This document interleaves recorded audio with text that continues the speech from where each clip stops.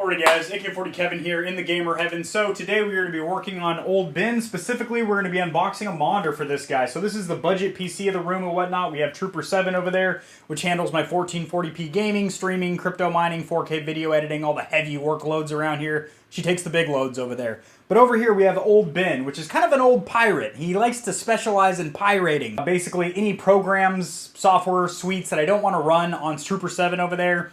Nothing illegal, of course, but, you know, ROMs, BIOSes, stuff like that. Not to mention, he himself, Old Ben, is an emulation station running everything from PS3 and Xbox 360 all the way down. So, you know, NES, SNES, Sega Genesis, N64, PS1, PSP, all that good stuff. Plus, he's also just a good backup, because if Trooper 7 goes down for God knows whatever reason, takes a crack in its armor or something, Old Ben can step up, take off his robes of VPN, and work as a backup PC for me, so I can still do productivity work around here, still get YouTube videos edited and out, do my schoolwork. So Old Ben is no slouch himself, and he needs a monitor. Old Ben needs eyes. He's old, he's got glaucoma, cataracts, and he's not even using any herbal remedies to fix them. So he needs eyes here, boys, and that's what we're getting here with this Acer. So you can pick this bad boy up on Amazon for $75. I paid $80. It does get up to the almost $90 region. Fluctuates a lot, obviously. I will have a link to it in the description below. But this is not a crappy monitor by any sense of the meaning. It is 1080p, 60 hertz, but I'm not going to be doing any AAA gaming, you know, modern titles. It's going to be all emulation and productivity work, so I'm not too worried about that. But it is a very handsome display. It is practically bezel-less, so the plastic bezels around the screen are quite minimal, which is great. And again, the whole purpose of bin over here is to be a super budget build to show you guys what you can do for about $350. And that includes everything. Keyboard, mouse, monitor, speakers, all that good stuff. We have an $8 keyboard from Amazon. I picked up a mouse at a thrift store for $1. Works like a charm. So this is just a full-blown budget build here. So I think, you know, not going above and beyond with some 35-inch 4K HDR curved monitor just makes sense for old Benjamin over here. So we're going to go ahead and break into this box over here, boys. I don't like the word breaking in. It makes me seem like I'm doing something illicit or nefarious. I'm going to gently peel this box like a banana and see if we can make a sundae, boys. Alrighty, boys, over here at the old unboxing station, going to break into the Acer. This box is upside down. I don't know if that matters or not, but just in case, we're going to flip her on her ear. This box does have my address on it, and I don't feel like blurring it out post-editing, so until we get this box out of the way, I'm just going to kind of block my address. Not that any of you guys are shady or are going to, you know, send anthrax envelopes over here or anything like that, but you never really know. So, let's close this blade before I lose a toe. Oh, man. It was about, I don't know, 15 videos ago, I knocked a open knife off my desk, and it landed half an inch to the right of my toe. It would have easily sunk in there. It was really unfortunate. So you have your power supply. We're going to go ahead and peel off the protective wraps, the fingerprint. Jesus Christ, that thing is going to collect fingerprints like nobody's business. That is gloss piano black. It also looks like it has a little scrape on there. Not sure why. This is brand new. This isn't refurbished or anything like that. Now, if you do want to go the lightly used or refurbished route, Amazon does sell Amazon certified refurbished products. You can usually save about 20 to 30%. Has a 30-day guarantee from them. And it's been inspected and repaired by the Amazon technician. So that's kind of nice. Good way to save money if you're doing a budget build like we are doing with old Benjamin. Right, you have your other part of the power supply. Lovely, lovely. You have your stand here. I am not going to be wall mounting this bad boy. I will have it on a stand. So really interesting. Get the... Jesus, it's like statically charged. So this is a really cool little design on the base here. It's actually kind of raised to the touch. Very nice. Again, going to collect a lot of fingerprints, so we'll try not to touch this too much as it is very glossy piano black material there. You have your instruction manual over here. I am a bit of an instruction manual snob, so a bit of a connoisseur of the arts, if you will. So we're going to go ahead and check this out. Not a huge fan of the parchment that they use here. Calligraphy's not great. This is your warranty agreement. This is your instruction manual over here. It's a little bent. It's going to lose a couple points for that. It's got a little dog ear here. So, no color. Feels really cheap and flimsy, but it is informative. It does have some pictures. And font is also rather small. I'm pretty elderly, so I don't have the eyes of an eagle anymore. I have to really strain to read things, but yeah, I mean, this is legible. I can read it. So you've got all the specifications for this unit here. This is a TFT color LCD at 21.5 horizontal inches of screen size. The brightness is 250. I don't know what that's... What is that measured in? Is that nits? How many nits of brightness? I don't know. It has a viewable angle of 178 degrees, a response time of 4 milliseconds. That's actually really good for a cheap panel. The panel type is in-plane switching, 16.7 million display colors, a max resolution of 1080p, plug and play with VESA, which means I know VESA makes wall mounts. I know this is wall mount accessible as well. So power consumption is 22 watts, which is not bad. It's not great, but it's not bad. It does have onboard speakers. They're 2 watts a piece, and they're stereo. So that's cool, since we are trying to make a budget build here. Let me sit down so you guys can stare at my face and not keep staring at my jiggly bits. Having speakers built into the monitor is cool. Is it ideal? Absolutely not. And you'd probably be better off plugging in some $8 or $9 Skull Candy earbuds or something like that, or just some wired headphones that you have, than using onboard speakers inside of a monitor or a television. But again, if you're on a budget, there's nothing wrong with that. And, the fact that you can still get up and running is what's important. So I'm all about that. If you guys are on a budget, you've come to the right place. I do a lot of budget-oriented stuff here. Even the higher-end stuff I do on here, I always mention some kind of a cheaper substitute that is very similar. Okay, that's enough of that. So the display itself. All right, so this thing is very, very light. Oh, that is a good-looking monitor. That really is. I mean, it's kind of, smaller than what I'm used to looking at, but this is a good-looking monitor. Very small bezels around the top and sides. Bottom is pretty thick. That's what she said. She got a thick bottom. It's got a donk on it, but the sides and top... There's a little piece of styrofoam there. Oop, I think I kind of pushed it into the frame. Whatever. Yeah, the sides and top are very, very... A little spit on there when I did that. That was gross. Are very nice. Super light. Let's go ahead and peel off this film here.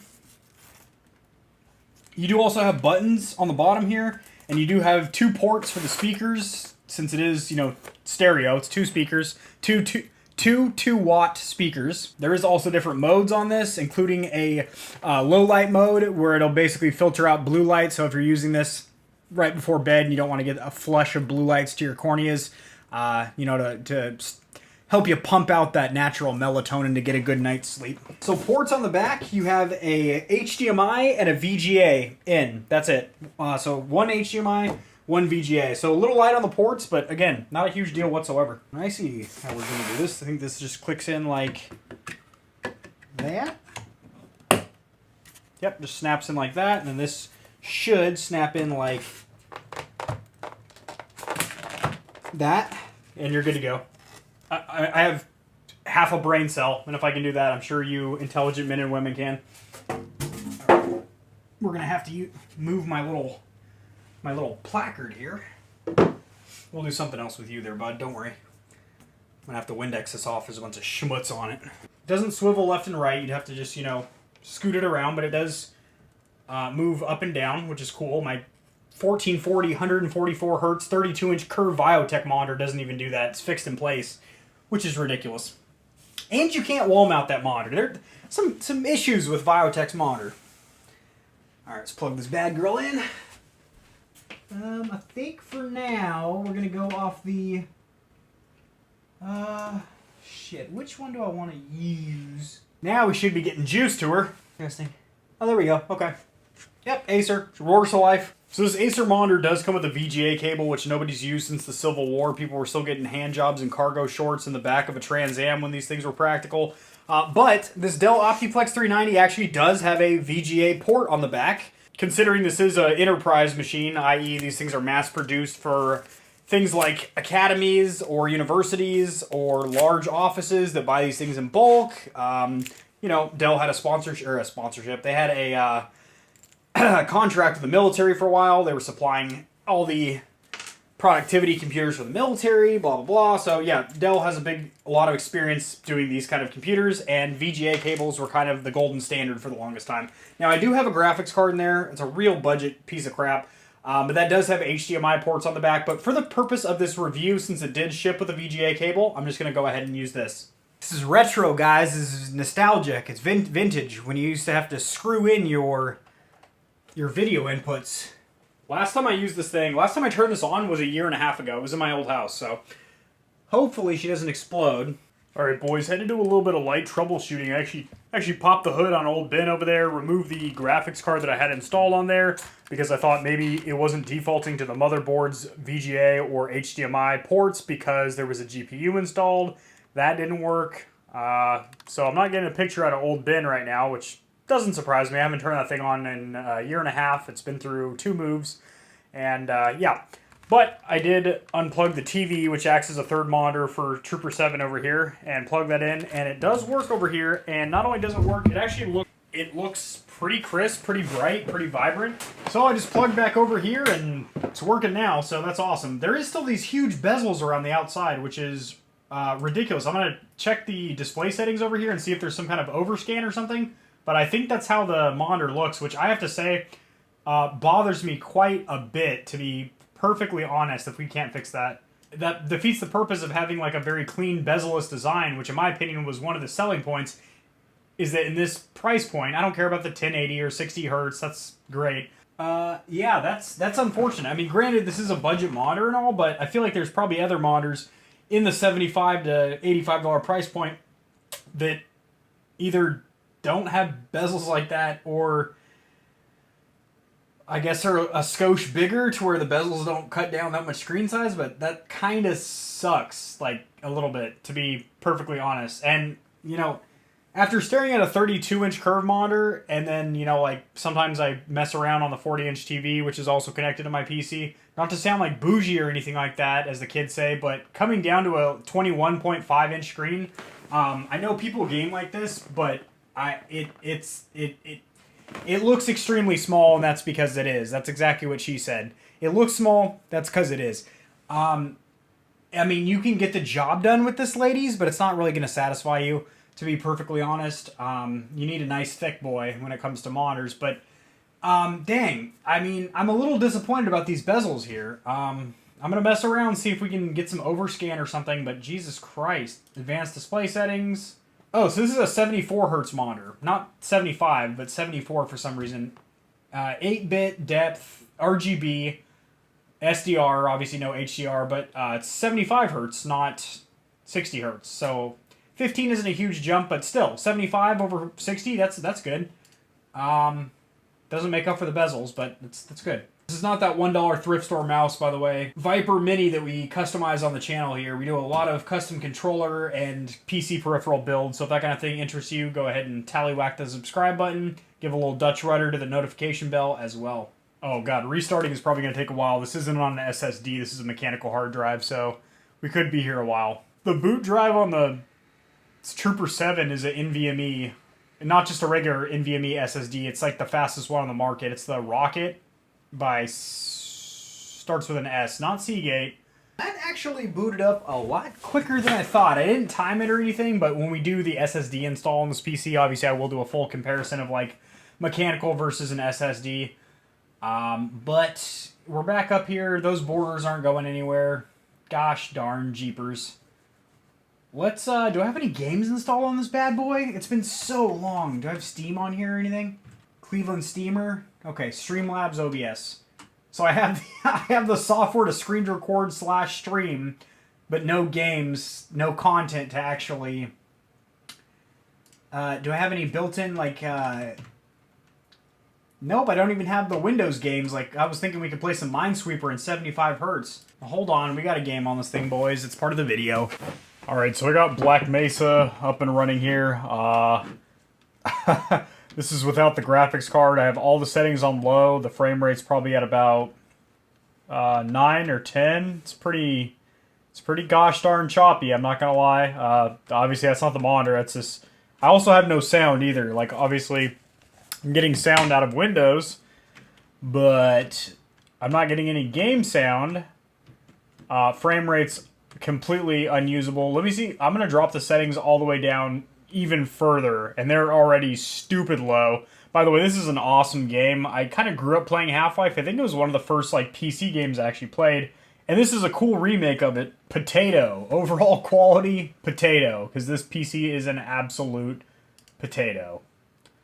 Now, when I drop that graphics card back in there and install a little bit more RAM, this should be a lot better. So this is the graphics card I was talking about. 1030 SL. So SL stands for silent model, i.e. this has no fans, just a fat ass heatsink on it. So it is very, very quiet. It also fits just perfectly inside the case with literally zero room to spare. It fits in there real snug as a bug. Would you just take a gander in there, boys? There is no room inside this little case. I mean, it is a compact, small form factor case, but my gosh, like everything in there is super tight. Got our graphics card in there. I did the installs for my video card. My god, the updates took forever. This is so slow, not only because, well, for one, I'm on Wi-Fi on this, not Ethernet. I could easily just run an Ethernet cable from the modem to the PC, which I'm actually going to end up doing. Modem or router, they both have Ethernet plugs in the back. But anyway, besides the internet being on Wi-Fi, this just browsing the interface on this, just browsing Windows 10 on this PC is really slow, and slower than it should be, because this isn't necessarily terrible. This is a Intel Core i3 2120 at 3.3 gigahertz, which isn't atrocious. I mean, it's an i3, so it's the bottom of the totem pole of the Intel CPU line. It has 8 gigs of RAM, and it has a GeForce GT 1030 graphics card in it. So, real budget stuff in here.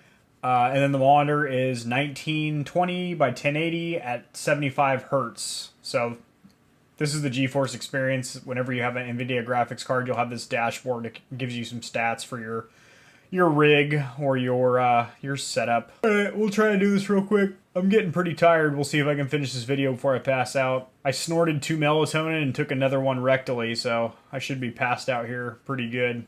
I'm just sitting here idling on the desktop. No applications are open or anything like that. I think Steam client might be running in the background. Yeah, okay, Steam client's running in the background. The CPU, okay, is at 3% utilization. Not bad at all. It's at a low clock right now, 2.7 gigahertz. Memory, my RAM is at 40% usage. 3.3 out of the 8 gigabytes are being used. And then I was wondering why it was so slow just to navigate. Like, I just clicked the Windows Start button right here. It won't even open up like Windows. Give it like 30 seconds, it'll pop up. And like trying to open up an application, I have time for a nap, which is awesome because I'm really old and I do like to take naps. But, you know, 8 gigabytes of RAM isn't bad. Like modern PCs, you can drop in 8 gigabytes of RAM, you'll be fine. But because this is old RAM, I looked at the speed here, 1333 megahertz. That's crazy sauce, guys. Trooper 7 over there has 32 gigabytes of RAM overclocked to 3888 a pop per stick. So, and over here we have, I believe it's just one stick of, I don't think it's dual channel. You can't really see because the RAM's not exposed on this motherboard, but it's like buried in there because it's a, what the fuck, small form factor case. Also, yeah, the screen keeps doing that where it'll black out, so that's super weird. There's definitely going to be some work that needs to be done here on Old Ben. This motherboard only supports DDR3 RAM, not DDR4. So, you know, but I can't upgrade to something that's a little bit faster than 1333 megahertz. That's super slow. I'm not going to go to 16 gigs or anything. 8's fine, but something a little bit faster. I might upgrade the CPU cooler and overclock it just a skosh. Granted, that is a very, very old i3 that probably has been used in some kind of office or university pretty heavily. So, I don't know. Maybe dropping in a new CPU like an i5 or something might be the play there. My graphics card's at 1%, 0%, 1%. The GeForce 1030 here. So, anyway, let's attempt to play some Half-Life and see if it runs a little bit better now that I have that GPU in there. That big, stunning 1030 GPU from 1946. That was General Custer's CPU. when Columbus was going on his expedition to sail the seven seas and he would get a little bit bored, he would go down to his captain's quarters and he would play on a GT 1030. Ah, the Crowbar Collective. I'd rather whack myself in the nutsack with a crowbar than play on this PC. I'm kidding, boys. It's not that bad. I'm just being dramatic. Okay, it's pretty bad. I'm not gonna lie. So I did also add a frame counter up here for Steam. Now that I have the graphics card installed, we need to redo our video settings again. Yep, we want our full native resolution. We'll keep it on the potato for now, and then we'll boost settings if applicable. So it looks like I'm at 62 frames per second right now, just chilling on the menu, but I'm able to actually quickly move my mouse around. Before I would like stutter across the screen. It was stressing out just on the main menu, so not bad, not bad. So we're at 1080, field of view maxed out at 90, VSync off, obviously this isn't a VSync monitor. All the filters like lens flare and chromatic aberration are off, noise shader off. Overall quality, we have it on potato. So that's weird. It doesn't reflect very well. Like, you have it on potato for overall graphic settings, but down here in advanced, it still says high for model detail, high for texture, high for water reflections. Like, I guarantee that's not the case, but new game, boys. I'm excited. Am I not out of, holy shit, we're at 112 frames per second, and it looks good, too. Even on potato settings, there's no way that's potato settings. These graphics, this is near high settings. Like, I can tell because I've played this game for years. The textures and everything look really good. I gotta see what's up with this audio though. So I'm getting audio right now when I do that little Windows chime, adjusting the volume. But in game, I'm not getting any sound out of these bad boys. So maybe it's a Steam setting or something. All right, so we're at 171, 183, 191, 143. So it's bouncing around. It's not super consistent or anything like that. But I gotta say, though, it looks pretty good. There's no way this is potato settings. This is like full on. This actually like legit looks pretty good. Awesome. So yeah, monitor looks good, guys. Overall, like for a $75 monitor, it's not bad at all. We got old Ben up and running. Uh-oh, 74 frames per second. Okay, we're back up 120. So some of these scenes where there's a lot going on, there's a bunch of NPCs, so these little scientists and whatnot. Also, this opening scene is pretty stressful for hardware because, you know, you're on this monorail system. There's a bunch of shading going on. You're in and out of light, especially like right here with these draw distances of the mountains. So yeah, this is a good benchmark. It's not like a super taxing game, but it also, if you turn the settings up and everything, it will stress out an older PC or shitty hardware. So it is a good benchmark to run, and it's also just a good game to own, period. So you should probably have it in your Steam library. Super fun game. I definitely want to stream this one start to finish eventually. Probably from old Ben, actually, once we get a little more RAM up in them and maybe overclock the CPU just a skosh. But yeah, like even like looking at this foliage here, it looks good. Like this is not like bad. This is not potato settings. This is like high texture settings, and we're at 111 frames per second. Alright guys, that is going to do it. We're going to do more work on old Ben. But hey, I got to say the Acer Monitor is pretty nice, besides the fact those bezels are on there, which is a huge tease because you're like, oh, it's like bezel-less. And then you see that there's still bezels there. So, alright guys, that's going to do it. And I need to find out what's going on with this audio. That's going to piss me off. Alright guys. Peace.